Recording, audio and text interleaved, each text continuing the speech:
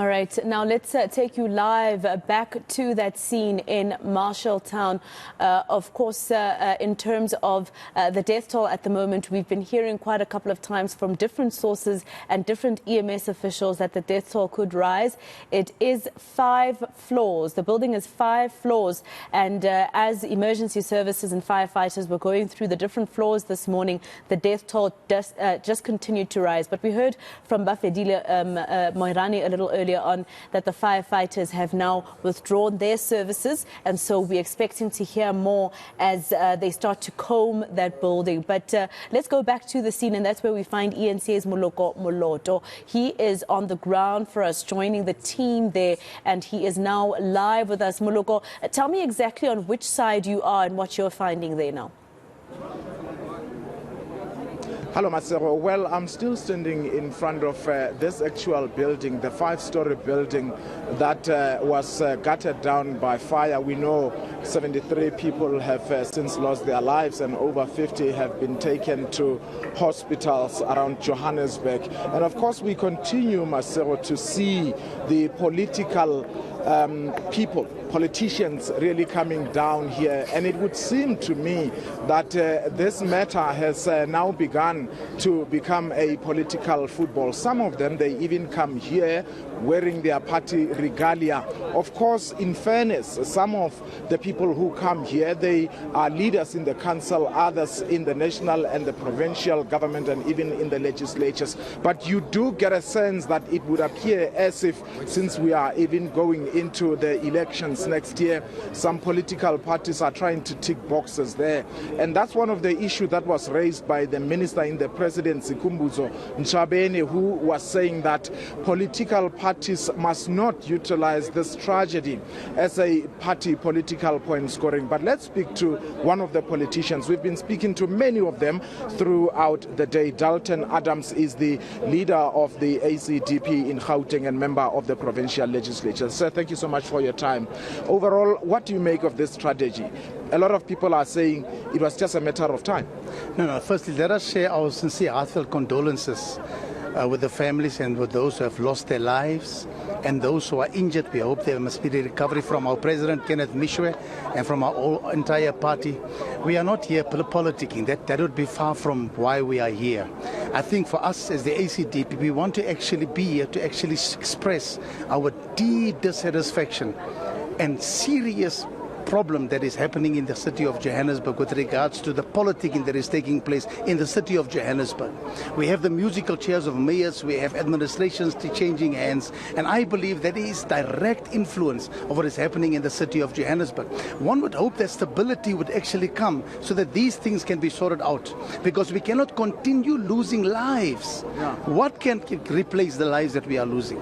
You're talking of the high turnover of executive mayors here in Johannesburg. We all know there have been so many in the recent past, but one would think that the administration perhaps is insulated from these political changes that continue to happen on a never-ending scale. Why then those who are running administration, you think, are not continuing to do what is expected of them? One would like to think that would be ideal, but what you find is that you have what we call party political loyalists.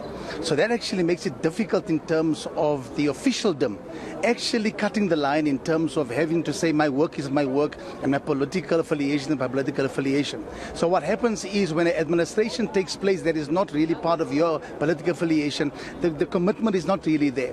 One would hope to think that the civil service and the officialdom would actually separate themselves from the politicians. So even if the mayors are changed and the MFCs are changed, that they will continue implementing the plans and the policies that must be implemented to benefit the people of the city of Johannesburg. You seem to be talking more about issues and responsibilities at the local government level. Granted, city of Johannesburg is primarily responsible for this city, but you're also in the legislature, in the provincial, in the province of Gauteng as member of the legislature.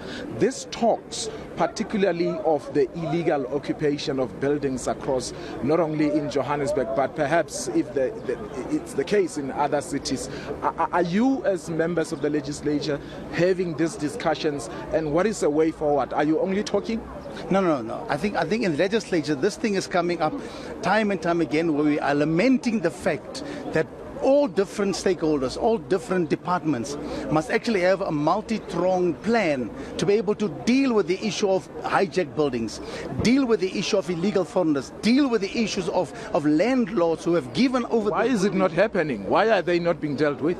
Because at the end of the day, you have the legislature, and then which is the executive, and you have the oversight. We as the opposition, we hold the executive accountable, and it's important to know that the executive must have the willpower, the political will, to be able to bring about the change, to say that this situation must actually change. Yeah, Dalton Adams, the leader of the ACDP in the province of Gauteng, we thank you for your time.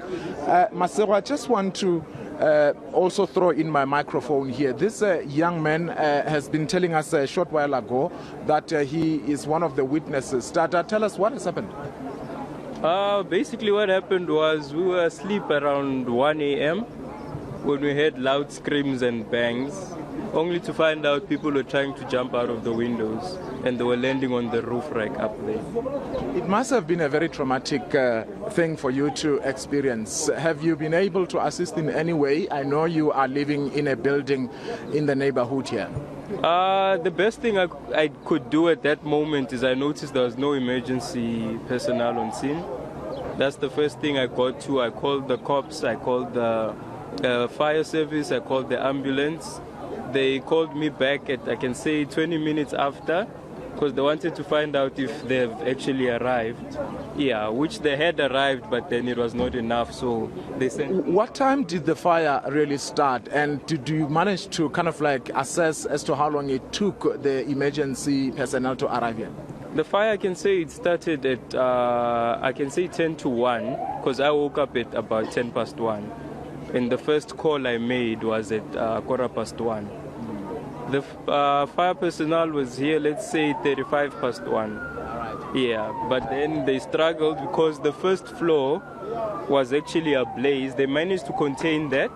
They went in, caught a few people, helped them out, and then it spread to the first floor and the other building at the back. Yeah. Just lastly from my side, I mean, you guys, in terms of the buildings, are neighbors. I'm not too sure if you perhaps personally know some of the people who unfortunately might have died or injured, or some of the people who stay in this neighboring building.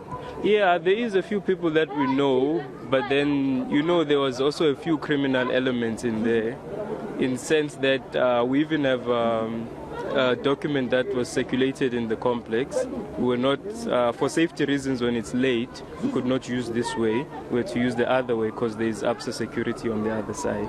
Yeah. What is the situation in the block of flats where you guys are living? Is it perhaps in the same situation as this one that burned down? No, it's not. It's completely different. But I'm happy because people are actually willing to help them.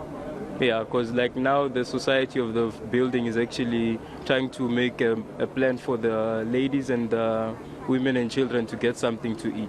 All right, thank you so much for your time. Marcelo, just want Shahid to show you what actually is happening at the moment. Of course, you can still see this truck from the City of Johannesburg Emergency Services.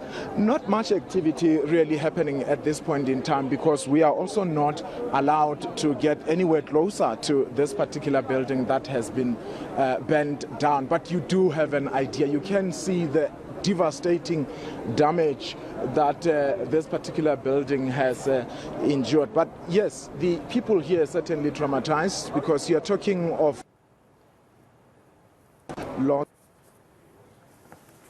injured. All right, Moloko Moloto, live for us there at that building. And I assume that they're keeping the journalists and everybody who's an onlooker, etc., away from the building because you never know what other structural damage could happen while they are still there.